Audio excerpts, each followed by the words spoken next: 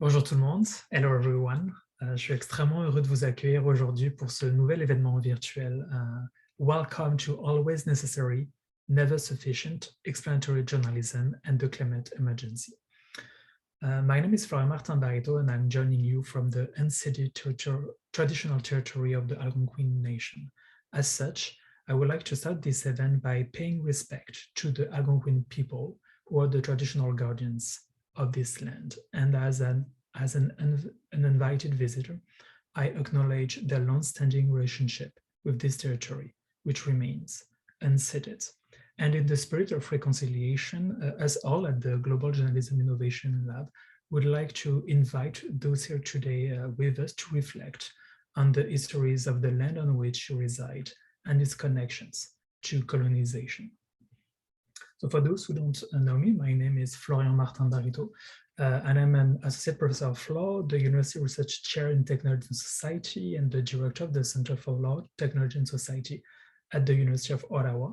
And along with my colleague, Dr. Elizabeth Dubois, an associate professor in the Faculty of Arts, I co-lead the Policy Impacts team of the Global Journalism Innovation Lab.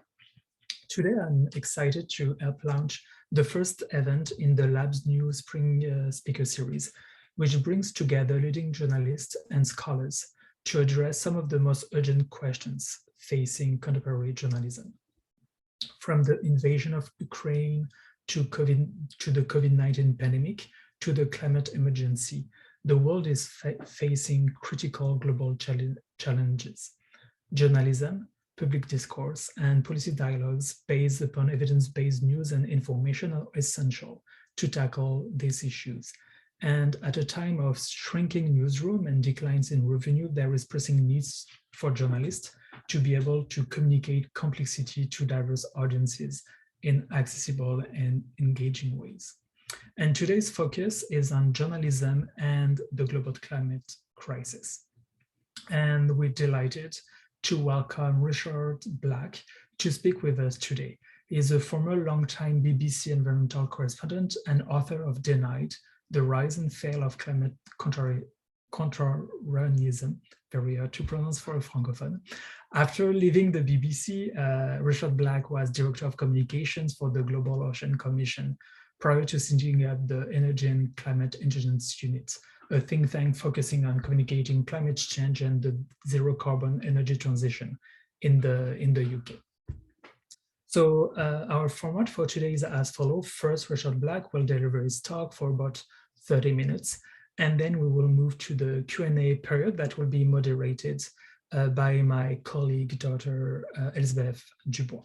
You are welcome to ask your question and to send your question at any point during the presentation and during the conversation using the Q&A function in Zoom. So you can just select the Q&A box, click on the Q&A button at the bottom of your screen, and then type in your question. We have limited time, so of course we might not be able to get all of your questions, but we will do our best. And so without further ado, I will now turn it over to our featured speaker, Richard Black. Richard. Great. Thank you so much, Florian. Hello, everyone. Bonjour tout le monde. It's lovely to be with you. So as Florian was saying, I used to be a journalist. I actually left the BBC in 2012. So I'm 10 years clean, if you want to say that. I covered science and environment for BBC World Service radio and mainly for the website after that. And have done a bit of work on other subjects like sport and arts and politics and so on and so forth. In fact, this is a really interesting time to be talking about explanatory journalism and its value, because we're in the middle of a major world story now, the Russian invasion of Ukraine, where the need for explanation is incredible. And there's not a day goes by, actually, when I don't look at any decent news website and see some good explanation that I actually need to make sense of something. So why does Russia want this bit of the Ukraine? What are the military forces? What weapons have they got, and what does it do? What is actually going on in Russia in terms of public opinion? What's the flow of aid into the border regions? What's happening with refugees? All of this stuff that is absolutely necessary for making sense of the story. But yet the explanation on itself wouldn't really do the job. You still need the personal stories, the imageries, the political analysis, all the other ingredients of journalism. And what I've just realized basically is that my title, Always Necessary, Never Sufficient, doesn't only apply to climate change. It actually applies to other issues as well. And I hope I'll try and make that clear as we go through why I think that is the case. Thinking about Ukraine also took me back to one of my first days as a radio correspondent, covering science for BBC World Service, and a bit of real explanatory journalism at the time, when the Northern Ireland peace process was going on, and various of the warring factions were promising to put their weapons beyond use. That was the phrase, put weapons beyond use. And the editor looked at me at one of the morning meetings and said, "You're the science guy. How do you put weapons beyond use?" I don't know. Well, can you have us a piece ready for the radio bulletin in 45 minutes on how this is being done? This was pre-internet days. Anyway, we made it happen. So you can do explanatory journalism at that very cursory, remain one step ahead of the audience kind of level, as I had to do then. But these days, especially on the web, you can do explanatory journalism in immense depth, using infographics, using interactive things, and so on and so forth. So the opportunities for doing it are absolutely massive, and the need for doing it is big as well. So I'm going to assume a couple of things really for this session, and I know they say you should never assume, but I'm going to assume that you all know a bit about climate change, and I'm going to assume that you probably want it to be solved, want it to be stopped, and that's for a number of reasons. If you keep up with the evidence, then it seems pretty clear that it is in the public interest all over the world to restrain climate change, to stop impacts from becoming a lot more dangerous than they are now. And maybe as people, you'd want that as well, because you want to live your lives in a world that's more peaceful and more secure than it ought to be. And of course, there is a spectrum of approaches within journalism, from I'll just report it exactly as it is, to I will use my journalism to campaign, and there's everything in the middle. But I do think there are a couple of universal truths in journalism. One is that it is about speaking truth to power. And we know which side of the climate change debate, if you want to put it that way, has had the power. And the other thing is representing the audience and representing the interests and the views of our audience and our readers and our listeners and viewers. And it's very clear that they want climate change to be solved as well. There's all kinds of opinion poll evidence showing that. So I hope it's safe for me to make those assumptions. But if there is the odd person in the room who thinks climate change is great and doesn't see any need to try and stop it, well, that's absolutely fine. We can talk about that at the end, maybe. So if you are aware of climate change and you do want it to be solved, then maybe that is partially as a result of the explanatory journalism that you yourself have read, listened to, and watched, because climate change offers huge, rich pickings for explaining. There is so much to explain. And that is why journalism does so much of it on climate change. And we have all kinds of outlets that do explain us, of all kinds of different kinds. So we have specialist websites now that will do nothing but long articles, sort of few thousand word articles, replete with graphics and so on, that take us through an issue. We have mainstream websites, from the BBC and others, that will do explainers of all kinds of things. I remember in 2009 doing a kind of narrated graphical timeline of climate change that went back beyond the invention of the car and the Industrial Revolution, and looked at basically the scientific and industrial timeline, basically from then to the present day. And I just saw today that the Financial Times is doing a sort of explainer. It's an interactive piece of journalism where you can basically try yourself to keep climate change within safe limits. You get to make the choices about the energy system. Now, you might not call it explanatory journalism. It is an interactive thing, but I think it is an explanation thing as well, because by doing, you learn. You get your explanations as you go through it. So there's all kinds of stuff going on out there at the moment. And because climate change is complicated, there's no doubt about it. A lot of it's quite abstruse. A lot of the studies that are done are very, very big. They cover massive sections of the world, and they have lots of bits of complicated science in them. And that is why I think explanatory journalism is always necessary. The politics of it are also need a lot of explaining as well. When we come up to one of the big United Nations climate summits, you'll hear these phrases like the G77/China bloc.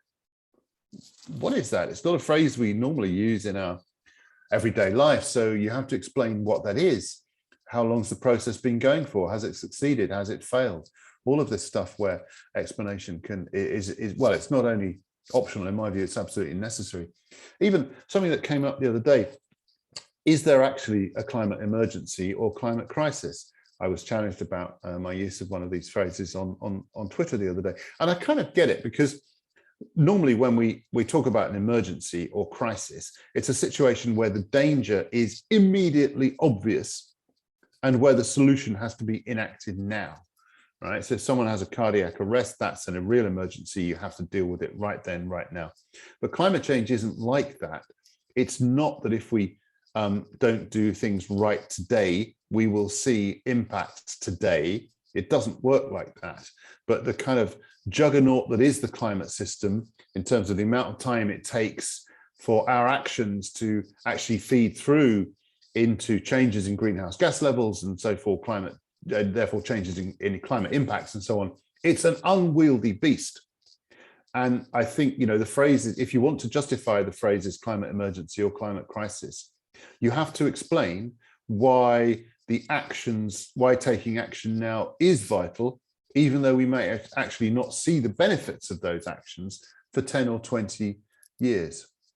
But you can also see just in me saying that the use of the decision to use the word emergency or climate crisis is a value judgment as well. So we can explain things in data terms, but that's not the whole story by any means. This is one of the things actually that makes reporting on this issue fascinating. I suppose in my last 10 years at the BBC, I probably spent about half my time reporting on climate change, and it was invariably fascinating, really, from the science through to the politics through to the business side of it. Just an example of what can be done and the opportunities that crop up. We've had 2 reports within the last 2 months from the Intergovernmental Panel on Climate Change. They're in the middle of one of their massive assessments of the situation as regards what's happening with the atmosphere, what's happening with the frozen parts of the world, what's happening with the ocean, how much temperature rise have we seen, how much temperature rise are we going to have, what impacts are we seeing around the world, what do we know about options for reducing emissions, what the costs look like, that sort of thing. So there we have seen a massive amount of explanation coming out, and just thinking about some of the articles that I've read myself. I've seen explainers on the processes. So what is the IPCC? How does it work?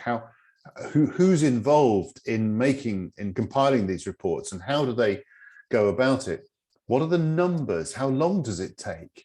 How many scientists are involved, and from how many countries, and what's their kind of schedule of meetings, and how many drafts do they do? What are the criteria they use when deciding what evidence to take into account? And then you've got some of the scientific explainers as well. So what is the science that links climate change to extreme weather events? And what have we learned about this since the last time that we had one of these impacts? And you can sort of divide up the impacts and so on by region, by type of impact. We can talk about the impacts that we would expect to see at different levels in the future of global warming. And we can talk about options for mitigating it. We can break that down by what do we do with industry? What do we do with transport? What do we do with home heating and home cooling, for example, that sort of sector by sector breakdown. We can break it down by regions of the world. You can break it down by levels of wealth, and that could be the wealth of countries or the wealth of individuals. So there's all kinds of ways in which you can cut this data and come up with your explanations about what the report actually means. There are things coming out in climate change that are really quite fascinating at the moment and quite new, and again, which we can start to explain. So I'm going to give you one example of something that's I think it's fascinating personally, and we've only really begun to understand this sort of thing. Back in 2010, there was a really strong heat wave in Russia. Temperatures were up to kind of 35 degrees. We had wildfires, smog, drought, all this kind of stuff in Russia. That was made more likely and more intense by climate change. A piece of science showed this to be the case. Okay, so the Russian government reacted to the much smaller than usual grain harvest by banning exports of grain. Russia provides about a quarter of the world's grain exports, so big impact on the grain supply. At the same time, in the United States, the government was pursuing a policy of encouraging farmers to grow crops for biofuels rather than food. This again reduced the amount of grain coming onto the market, this time from the US. And the official reason the US government was doing this was because to try to decarbonize transport, to have less emissions from the transport sector. So we have a climate change impact in Russia. We have a climate change policy in the United States. Both of them are reducing the amount of grain coming onto the international market. Now, the price of bread as a result of this soared in North Africa and the Middle East, notably Egypt. And then we saw the Arab Spring. Now, you can't say that climate change, or indeed climate change policy, caused the Arab Spring, but it definitely exacerbated the underlying tensions in that region of the world, the dissatisfaction with governments, which manifested itself partially in dissatisfaction with the high price of food. So that climate change impact and that climate change policy both acted to make the Arab Spring more likely to happen. So I think a fascinating teleconnection across the world stemming from climate change. There are probably many more of these things, but they're really only starting to be studied. And this is, again, an example, I think, where we absolutely need explanatory journalism to help us make sense of this. In terms of the tools that we can use and that people do use, obviously, we've got graphics and infographics and interactive things. There's a lot of stuff on social media as well. So many channels for this kind of explanatory journalism as well, beside the traditional ones. But this takes us into a couple of other questions. One is a very simple one. What is explanatory journalism? What is special about it? How does it differ from other journalism? Because any story needs to have enough explanation in it to make sense of it. And I don't think there's a hard and fast line here. You tend to think, just in practical terms, of a certain piece of writing or whatever being an explainer, and that's fine. But the explainer needs to carry elements of the story within it, and the story needs to carry elements of explanation within it. So I don't think there's a hard, fast rule there. And if you don't do that, then neither piece actually works, because they have to cross over and meld with each other. Another issue is the word journalism. What is special about journalistic institutions and journalists in this? Because explainers can come from universities, they can come from think tanks, they can come from people that just sit down and work stuff out themselves because they like doing it. Going back to the beginning of the COVID pandemic, the best explainer that I read about why you need to close the office and go home now wasn't from any official body, it wasn't from journalists, it wasn't from a university, it wasn't from an academic institution concerned with health. It was from, a guy who basically had gone through the numbers himself, and he looked at, the rates at which things were spreading and the detection rate and so on, and produced a convincing argument that actually turned out to be right. So what is special about having journalists do this kind of thing? I think in principle, having journalists do it brings an objectivity, because you're not the institution that's produced the report or whatever it is. You're not a campaign group. You are supposed to bring that objectivity to it. Journalists also tend to understand audiences quite well, tend to work quite quickly, but it's not quite as cut and dried as that, because scientists are also supposed to be objective and so on and so forth. And actually, as journalists, practically, if you're trying to do an explainer on something that's quite complex, what do? You phone up the scientist and ask for their advice and check things with them. So you haven't necessarily done anything that the scientists wouldn't have done themselves. But nevertheless, I think there is absolutely a point to having journalists do it. However, what I would say is there's no point in putting a lot of effort into doing an explainer if someone else has already done one. These days, particularly online, you can refer to stuff that universities have done and so on and so forth. And, we're all part of this rich mix now. Another question is, what is explanatory journalism on the climate crisis for? What's the end goal of it? Because we live in a paradoxical time, and it's not just climate change, actually, it's other issues as well. There's never been so much easy access to information. Provided you have any kind of thing that connects to the internet, you can go and look at the abstracts of academic journals. You can go and look at reports going back to the beginning of the internet on whatever it is you want to look at. And yet still we find that large chunks of populations in Western countries feel disempowered. They don't know what's going on. Why is that? Well, there's a number of reasons for it, and it's definitely not all to do with journalism, that's for sure. There are people who have, as we know, use all kinds of diversionary tactics on the internet, some for nefarious purposes with disinformation and so on, and simply because they want to use your time so they can sell you stuff, whatever it is. But what somehow the explanatory journalism is not hitting through in the way that you would think that it might do. And so on the climate change side, we have so much explanation, so many reports about the risks that climate change is creating and the benefits of solving it, the benefits of decarbonisation.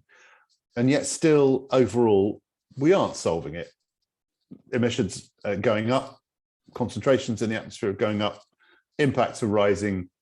The projections based on government policies show that we will not meet the Paris Agreement targets. So what isn't happening there? And I think there's a number of answers for that. One is that information is not necessarily what we act on as human beings. It's not what we do. But also, there are questions which of who actually uses explanatory journalism. What made me really focus on this was preparing for this talk. I had a look at some of the journalism that in recent years has won the Pulitzer Prizes for explanatory journalism. And a couple of years ago, actually, there was a climate change winner in the Washington Post who did a whole series of articles on climate change and its impacts. Now, overwhelmingly, these are fantastic pieces of journalism, absolutely worthy of prizes. The graphics are fantastic. The storytelling is great. The way that the different elements link to each other is really cleverly done on the websites of the various organizations. But who actually reads it? I know from my own time at the BBC, and we're all, I think, know this, that basically the shorter the item, the more readers it has.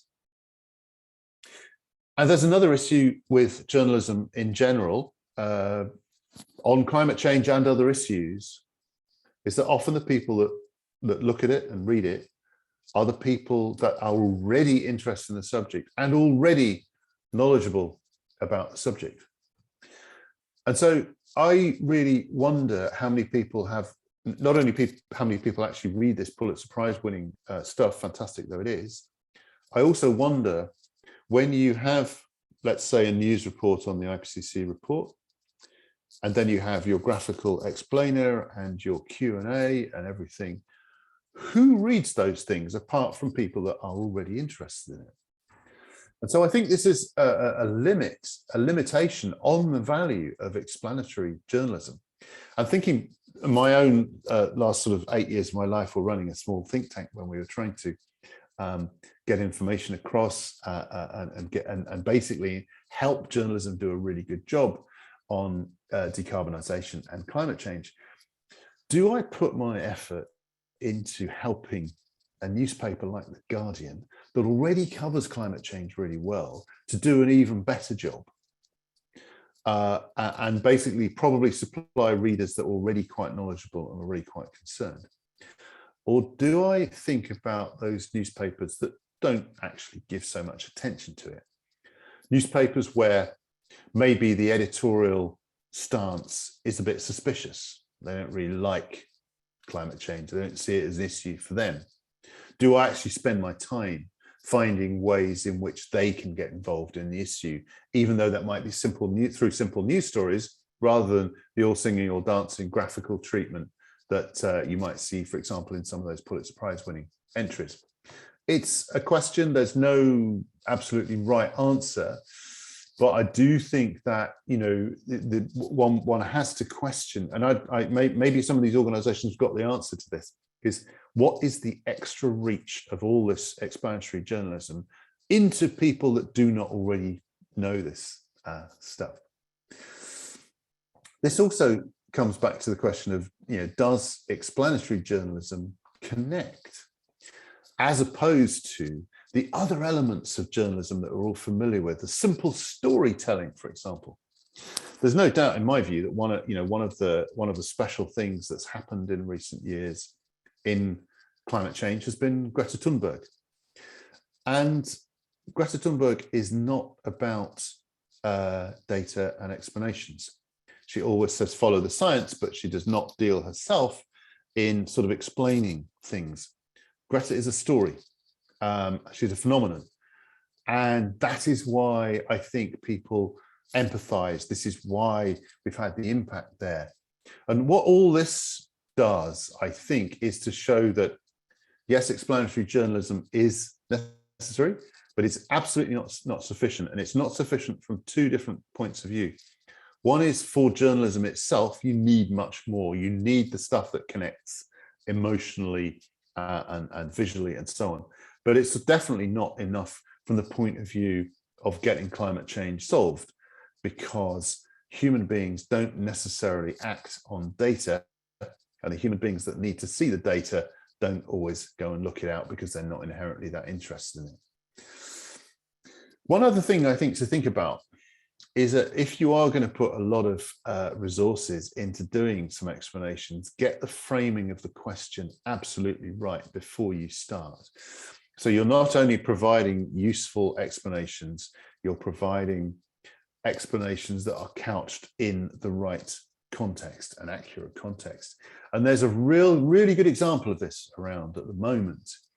The framing, what are the costs of solving climate change? How much will it cost? What will be the burden on society? Can we afford it? It's a framing that some in society absolutely like mainly the ones that sell fossil fuels. They really love this framing. But when you think about it, it is a really crazy framing. So basically, investing to solve climate change will have a cost, but it will also have benefits, because the cheapest forms of new electricity generation now are the ones that are also low carbon: wind, solar.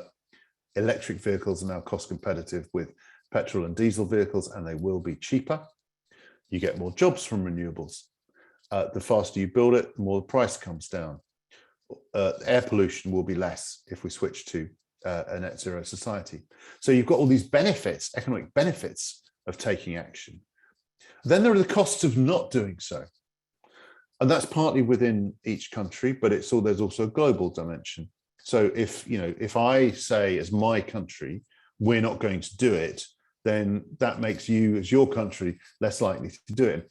So the correct framing for it actually ought to be really about the costs and benefits. What are the costs and benefits of this action versus not that action? So to do explainers on that, unfortunately, I have seen some explanatory journalism that's only dealt with the cost. The framing distorts the story unless you get the framing right. And what issue are you going to try and explain? Almost the most fundamental issue in climate change is basically why governments aren't taking it as seriously as they ought to be. The IPCC Working Group 2 report, which came out at the end of February, that's the report that deals with climate impacts. Now, it ended with an extraordinary statement, a strong statement, the strongest statement I've ever seen from an IPCC report. And let me just read it out to you. The cumulative scientific evidence is unequivocal. Climate change is a threat to human well-being and planetary health. Any further delay in concerted anticipatory global action on adaptation and mitigation will miss a brief and rapidly closing window of opportunity to secure a livable and sustainable future for all. Now, what makes that remarkable is that the IPCC isn't a bunch of scientists. It is made up of delegates from all governments, and all governments sign off these summary reports before they're published. So that statement has been signed by your government, wherever you are in the world. Your government has signed that statement. Your government has said that there is a brief and rapidly closing window of opportunity to secure a livable and sustainable future for all. Which begs the most obvious question of all. So what are you doing about it? So what are we trying to explain here? What are we best off trying to explain? Are we best off trying to explain what the latest data on climate impacts means for economies, or what the difference is between a trajectory that leads to 1.5 Celsius of global warming and a trajectory that leads to 1.8 Celsius of global warming? What's the difference, in terms of investment in renewables or nuclear power or carbon capture and storage or something? Or actually, are we better off trying to explain the things that actually matter for all of this? Are we better off trying to explain why there is such inertia in trying to change the basis of our energy system? Are we better off trying to explain why there is such an incumbency factor with fossil fuel companies and energy utilities that burn gas and coal and so on? Are we better off trying to explain corruption? The corruption that makes basically coal-fired power stations be built in countries and regions where they don't actually need them? Are we better off trying to explain why it is that there is ignorance in governments and cabinets about the benefits of the transition and the reasons for doing it, even though those same governments are the ones that commission and endorse IPCC reports? Maybe that's the sort of thing we should be trying to explain, rather than all the sort of details with numbers and so on that conventionally we do explain. All right, so just a few thoughts at the end of all this, and I'm really looking forward to your comments and your questions. So please get them coming in the Q&A box. I think that if you want to come up and have a chat in audio, we can probably do that as well. But if not, stick them in the Q&A box if you would. So just a few conclusions. I mean, explanation has a place in all journalism. It's just a necessary part of all kinds of journalism that we do. And often, the shorter and the shorter the explanation is, the more people will actually see it. There is a trade-off between the amount of detail and the length and so on. And I think the number of people that will actually see it, which is very important. It should be tailored to the desired audience, there's no doubt about that. And don't forget the other bits of the journalistic picture, the stories, the quotes, the images, all the other elements. Journalists, I'm quite old, right? So forgive me if I talk about back in the day. Back in the day, almost the first thing you did as a journalist was go and talk to someone. You pick up the phone or go and see them, have a conversation. That's the basis of your story. The internet allows you to sit at your desk and look at data and basically not really go out and talk to anyone. Don't use that as an excuse simply to do data explainers. Often the other stuff that you do, the going and talking, the finding out of the reasons and so on, is actually in the end more useful than the most beautiful graphical explainer that you will ever produce. And don't expect your explanatory journalism to seed action, because it seems human beings don't work like that. But it is necessary, if not sufficient. And if any of you are going down that route, if you're tempted of going down that route into doing lots of explanatory journalism, then wish you all the best with it. Okay, that is it from me. Elizabeth, glad you made it. I've made it. Thank you so much for that wonderful talk. I thought that was so fascinating, and I'm sorry to everybody for being late. I had some flight issues, but I'm here now. I'm an associate professor at the University of Ottawa in the Department of Communication. I work with Florian, who you heard from earlier, on the policy impacts team with the Global Journalism Initiative Lab. And I am really excited to kind of moderate this Q&A. So as has been mentioned a few times, please go ahead and type into the Q&A box your questions. We will try and get through as many of them as possible. In order to give the audience a chance to get their questions in and type them all out, I'm going to kick it off with the first one. Now, early in your talk, you kind of made some assumptions about who's in the audience, and one of those assumptions was like, you believe climate change is an issue that needs to be dealt with. And it made me think, you know, how does your work as a journalist doing this explanatory work have to change when there are people who contest your facts and who are kind of like living in a different reality in terms of what information is reaching them and what facts they're taking on board? Yes, it's a good question. I mean, I think the thing is, when someone contests something, they may be right. So it's always worth, as a first step, taking it seriously.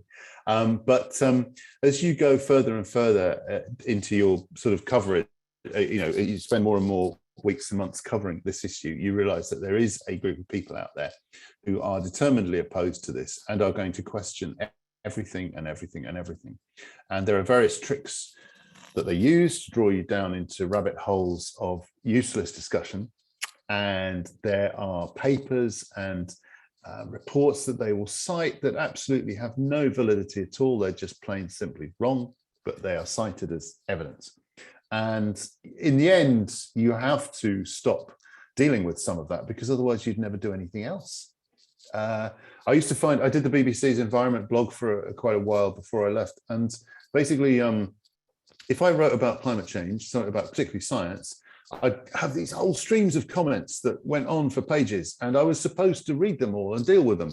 If I wrote about something else like fisheries or forestry or something, I hardly got any comments. So it's pretty obvious that it was actually being titled as a kind of distractive measure. So you've got to keep your independence. You've got to know what you know and know what you don't know, and kind of make judgments about what needs dealing with and what doesn't need dealing with.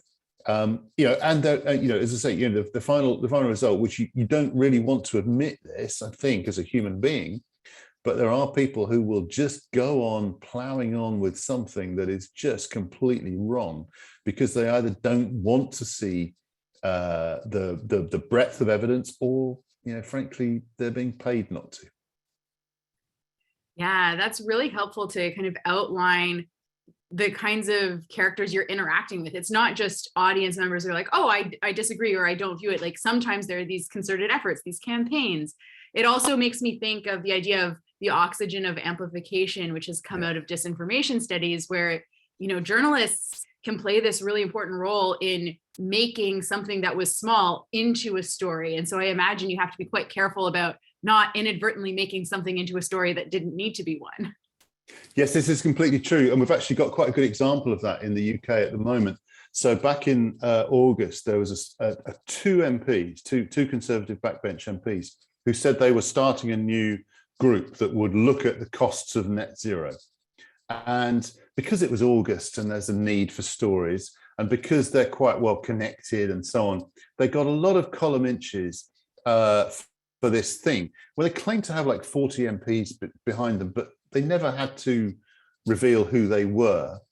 And so this went on, and it became, you know, then they launched a kind of group within Parliament, Net Zero Scrutiny Group, and that led to broadcasters thinking, oh, okay, oh, we better cover this now, so we better talk to one of them and then get someone to debate them. And suddenly they've acquired a standing that actually they really don't merit, neither in terms of their numbers, their stature of as MPs, and definitely not in terms of their evidence. So yeah, this is completely right. Awesome. Thank you for that example. Kind of connected to this idea, but maybe flipped to the opposite. There's a question from the audience. How do you explain the nuances to people who are only interested in promoting the worst case scenario to press for this kind of urgent action, that being something like the opposite really to the climate denial? How do you see that playing in? Yeah, thanks, Debbie, for that question. It's a really good one. And again, there are people who are not interested in the nuances. And I myself have had several sort of run-ins on Twitter and other fora with people from Extinction Rebellion, for example, who some of them seriously believe that, you know, life on Earth, you know, that humanity basically is sort of threatened on a timescale of a few decades, that we might, you know, basically be coming out of existence as a species, which is absolutely not backed up by the evidence. So how do you deal with that? I mean, if people don't want to hear evidence, then in the end, there's not much you can actually do about it, to be honest. And I think there's the basic aim, I think, is to get across to people who may be listening to these arguments, maybe instinctively like them, and try to sort of dissuade them from going down this absolutist path. Because in the end, that group of people do not do anything for their cause, because they say things that are so ridiculous that the sort of denier wing can then pick up on that and say, well, you're telling untruths, which they sort of are. So, you know, the more you can present a balanced, nuanced picture, the better, but not everyone's going to want to see it. Yeah, that makes a lot of sense. And it really makes me think of, you know, how politicized information is. You talked about objectivity being a really core part of what journalists specifically can bring to this. But just because you're trying to offer this objectivity doesn't mean other people aren't going to try and politicize what's going on. Yeah, exactly right. Yeah. So I want to kind of hop then over to think about explanatory journalism about climate change more broadly. And so we've got another question here asking about how that explanatory journalism around climate change compares to explanatory journalism on other topics, COVID-19, Ukraine, Black Lives Matter, those kinds of things. Are there particular circumstances or things that come into play when you are doing climate change work versus covering these other kinds of things? Yeah, it's a very interesting, it's a very subtle question. Thank you for it, Alice. Well, so one thing that stood out about COVID-19, which is also true of Ukraine, is it's a very fast-moving situation. And actually, I can remember being in a similar situation when I was BBC World Service science correspondent, and we had the SARS epidemic, which in some ways was a forerunner of COVID. And it was like a sort of scientific detective story. Like every day, something new is coming out, either on the science or on the politics or the social impacts or some government is making a rule about what you can and can't do. And actually, the same was true at the beginning of the Fukushima issue in Japan, where, you know, obviously it was the lead story, you know, for weeks, and I was the only one of the BBC's kind of science and environment correspondents who knew that much about nuclear power for my sins. So I was a kind of on explainer duty every day. And again, it's moving so fast, and you're trying to make sense of these bits of information that you can never get perfect information in one of these situations. So by contrast, I think climate change is relatively slow moving, and a lot of the things where we need to do explanation, you either know that they're coming, it's like an IPCC report, or it's a UN climate summit or something like this, and so you can prepare for it. or you might end up writing more or less the same explainer time after time. So the example of that would be if you have, a heat wave and scientists do an analysis and show that it was made a certain amount more likely or more intense by climate change. And then another month later you might have a hurricane where the same thing occurs. Now the probably 80% of your piece is going to be identical between the two, because you are delving into overall what the links are between extreme weather and climate change. It's just that bit at the top that you need to bring in. So I think that's one thing. Another thing I think is that there are experts on every aspect of climate change and decarbonisation that you can phone up and sort of check things through with, which is not always the case with something like COVID, because the scientists themselves don't know, because we haven't, because things are moving so quickly, that they have far less perfect information as well. So those would be a couple of differences, I think. That's really helpful. Thank you. So we've got a few questions here connecting with the idea of objectivity. And what I want to do is maybe kind of set the scene a little bit before we jump into those two questions. We think about journalism in democratic societies as being, one institution or set of actors within a range of different actors, right? And so some of the other actors we might have are scientists, other kinds of researchers, academics. We've got actors like politicians, people who are fighting for a particular partisan perspective. Yeah. And then we've got advocacy, which may or may not be kind of ideologically tied, but certainly is coming from a particular perspective. There's other actors too, but those kind of hit on the main ones here. And so it seems to me that Alice and Michelle both have questions that are asking to sort of disentangle the idea of what a journalist does versus what advocacy or other kinds of experts might do, and how that connects to objectivity. So yeah, I guess the first part is like, talk a little bit more about what the objectivity view is for journalists, and then when it might waver or be impacted by these other actors. Sure. So just picking up on Alice's question, does it make sense to strive to be objective when action is so urgent and necessary? I think if you lose your objectivity as a journalist, if you are shown to be partial, then you basically lose some of your license to operate, basically. And there have been occasions where journalistic institutions have done bits of campaigning that I think have backfired. And so notably a few years ago, the Guardian ran a campaign that was pro-divestment, and they specifically targeted a couple of sort of charities, major charities they wanted to divest. And they've done a lot of soul searching since as well. So I don't think anything I'm going to say is sort of talking out of school. But I think there were a couple of problems with that. First of all, divestment has its place, but it's not the entire story about moving money by any means. And you can find people in the sort of campaigning community who think divestment is a bit of a red herring, and actually there are other ways, better ways to achieve that movement of capital from dirty to green. That was not really questioned in the Guardian's decision. The other thing was, let's say a couple of months after they'd finished their campaign, a study had come out that really questioned the value of divestment, and the Guardian had, decided that they better report on that story. They would have their objectivity to do so would have been in question because of what they'd done on the campaigning side.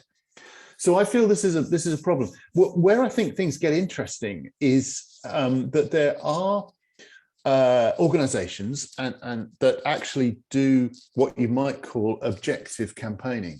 That is to say, they do campaign, but they always are rigorous about checking their evidence. So one example is an organization called DSMOG. So the parent organization's in Canada, but there's also one in the UK as well. So they are unequivocally campaigners. But on the other hand, you read the article, they take care over their facts, they don't get stuff wrong. They don't exaggerate as far as I'm aware climate impacts and so on. It is quite investigative. So that's an interesting place, and you can do this because frankly so much of the evidence is in favor of climate action, and there are so many things to investigate as well. So that is one way to square the circle. Then the other question, I think, was the one from Michelle. Elizabeth, is that the other one you wanted to? Yeah, and kind of thinking about the idea of an objective middleman here. Yeah, is there a way for experts on complex topics to share their knowledge directly with the public? Well, so the question is how? How does anyone share anything with the public?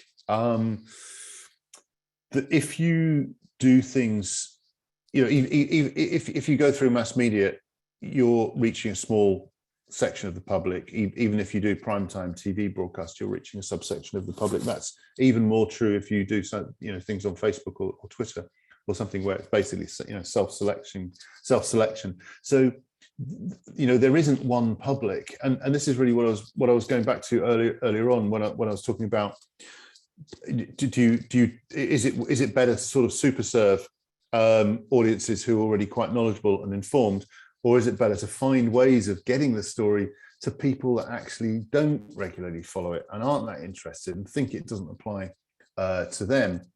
So there are many things, many tools you can use. You can do Google Hangouts and all of these things, or you can get yourself on a TV show, but you're still only going to be talking to a sort of small proportion of the public. And one of the dangers, of course, in doing that is that you have to be a good communicator. So most broadcast journalists obviously are good communicators. It's part of why you're in the job.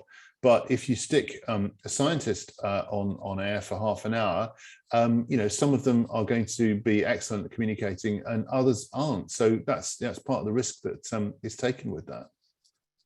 Thank you. Yeah, you mentioned during your talk, like journalists know their audiences. I think journalists also know how to communicate in ways that scientists aren't trained to communicate in, Yep.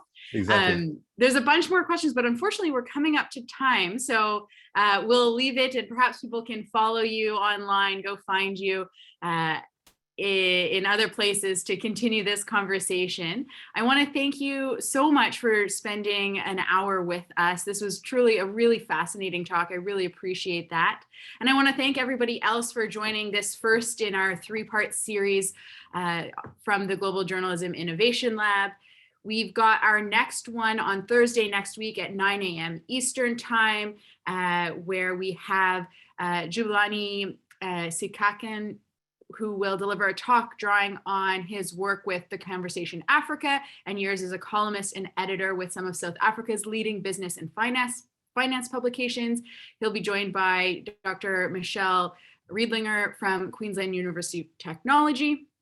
We are then going to have a 1-week break and come back for our final talk on May 12th at noon Eastern Time with Dr. Yasmin Jawani, the Concordia University Research Chair in Intersectionality, Violence, and Resistance. And they will be delivering a talk on the journalistic myth of objectivity. So for those who are interested in that conversation here, you can join to continue that one. And she will be joined by Dr. Mary Lynn Young, who is the co-founder of The Conversation Canada and professor at the University of British Columbia. If you'd like more information about the Global Journalism Innovation Lab or to register for either of those 2 events, please see the links, which I believe Jordan is posting in the chat as we speak. And again, I want to thank you all for joining. Thank you so much to Richard for being the kickoff to this speaker series. We really appreciate it. And thanks so much to the organizers of this speaker series. It's a really wonderful thing to have and not an easy thing to organize at the end of term and into the spring. So we appreciate it. As I've mentioned, this project or this speaker series is part of a larger project, the Global Journalism Innovation Lab, which is funded through a SSHRC partnership grant with The Conversation Canada. Thank you all and have a great day.